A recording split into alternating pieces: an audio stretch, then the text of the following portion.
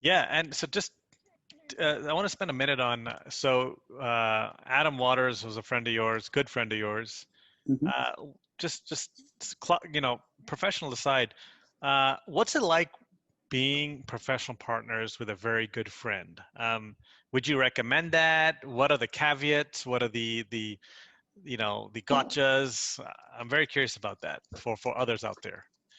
Well, it's a funny story because when I on the first startup I attempted, which didn't go anywhere, I tried to recruit Adam, and he was already doing another startup with another friend of ours, and that one melted down, and it didn't work out, and it kind of exploded, and and it was because there were some they didn't see really eye to eye on how to succeed in the business and what success meant. And what was funny is the second time for cloud scaling, I went to Adam and I was like, hey, I know you just got finished with another friend of ours and it didn't work out, but I'd really like you to come and help me with this new thing I'm trying to do. And he basically said, man, if it was anybody else, I'd say no. But I've seen you, over the years, and you always improve and level up. And, I trust that. But if I come do it, then we have to have this agreement that, we're going to do whatever needs to be done to make the business successful.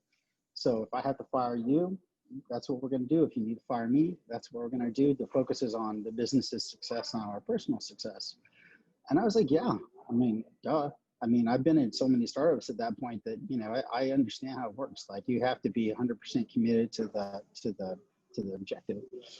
And then so he signed on and it was great. I mean, I would love to go do another startup with Adam anytime. And so I think there are pitfalls working with people, and it becomes something where you have to spend less time on how well you get along with the person and more time on what are the expectations from each of you and what are your personal objectives in the business. I mean, we had to talk about things like, okay, how much money do you need as an outcome? Like what happens if, the investors still want to keep going and we both don't want to, or you want to keep going with the investors, but I don't want to. And really just talk through like all of the different things that could happen, all the different outcomes or conflicts, and do that on a somewhat regular basis, revisit it to make sure that we were in alignment. And I think the level of communication and honesty and trust that we have with each other is part of what allowed us to basically succeed as a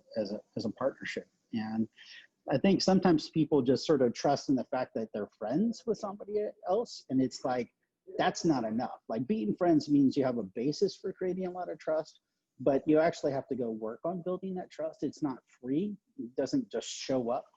And I'd say the other thing I would say is like, you just got to be able, just like with your wife or your partner, you got to be able to do conflict resolution, right? I mean, if you can't do conflict resolution with somebody, and that's a key way that you build trust over time. If you can't do that conflict resolution, and you'll know it because the first couple of times that you have a conflict with somebody, like it gets swept under the rug, it doesn't get dealt with, or whatever happens, it's not where you get to some kind of resolution. Then you just know, even if it's a small thing, that's just a big red flag, that working with that person at that kind of level of intimacy. A co-founder is like a spouse. They're not like friends. So you got to be able to have that level of relationship.